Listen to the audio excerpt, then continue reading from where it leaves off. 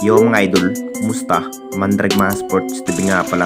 Ating pag-usapan, Barangay Ginebra, Troy Rosario, ginulat ang lahat, pumirma na sa kupunan ng Barangay Ginebra at Jimmy Malonzo, re-race back na nga ba sa semis. Pero bago na nga yan, kung bago pa lang sa ating channel, huwag mong kalimutan mag-subscribe at i-click ang notification bell para lagi kang updated sa ating latest upload pa natin.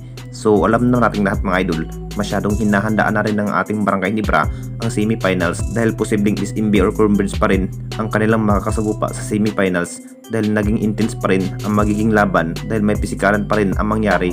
Pasok na rin ang kupunan ng TNT Tropang Giga sa semifinals mga idol, kung saan isa pa rin ang TNT Tropang Giga sa mas mahusay dahil sa kanilang import na si Hollis Jefferson at gunner na si Calvin Optana. Marami pa rin ang nagsasabi mga idol, baka Barangay Ginebra at TNT Tropang Giga ng araw siguradong magharap sa finals. Pinag-isipan pa rin ni Coach Tim mga idol kung paano pa nga ba ang tamang dapat gawin ng ating Barangay Ginebra at kunin na nga ba ang nasabing big man na si Troy Rosario mga idol. Interesado pa rin ang kupunan ng ating Barangay Ginebra at lalo nang naging pre-agent na nga ang isang Troy Rosario sa kamay ng Blackwater Busing. Hindi pa rin pumirma ang isang Troy Rosario ng Blackwater Busing mga idol. Posibleng ng panibagong contract. Ito na nga ba ang dahilan baka matutuloy na ang isang Troy Rosario sa kamay ng ating Barangay Ginebra?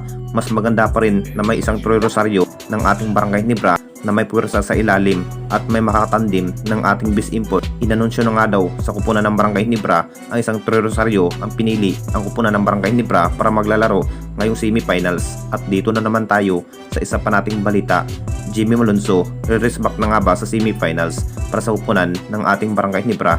Pagamat ilang buwan na nga ba ang nakakaligpas ang nasabing player na si Jimmy Malonzo mga idol matapos sa guto injury sa Philippine Cup. Ilang laban na rin hindi muna nakapaglaro sa upunan ng ating Barangay Ginebra dahil sa guto injury ang kanyang natamo sa Philippine Cup. Nakita naman nating lahat mga idol na may Jimmy Malonzo ang nag-a-attend sa naging laban ng Jing Kings kontra sa upunan ng Meralco quarterfinals. Sign na nga ba ito para makapaglaro ang high-flying forward dahil mahusay pa rin ang isang Jimmy Malonzo, makapagtala pa rin ng 25 big points mga idol kapag maganda ang kanyang magiging opensiba. Kulang na kulang pa rin ang isa pang forward kung bakit si Japit Aguilar ang nagiging sentro ni Coach Tim bilang forward ng ating Barangay Ginebra dahil sa guto injury pa rin ang isang Isaac Go. Kung bakit kulang na kulang ang nagiging player ng ating Barangay Ginebra. Inamin na nga ni Jimmy Malonzo mga idol, posibleng re-race back na nga ba sa upunan ng ating Barangay Ginebra para sa semifinals. Hindi pa rin biro sa semifinals mga idol, siguradong may pisikalan pa rin ang mangyayari dahil nag-aagawan pa rin kung sino ang makakapasok sa finals dahil best of 5 series lamang ang nagiging laban. Anong masasabi ninyo mga idol tungkol sa ating video?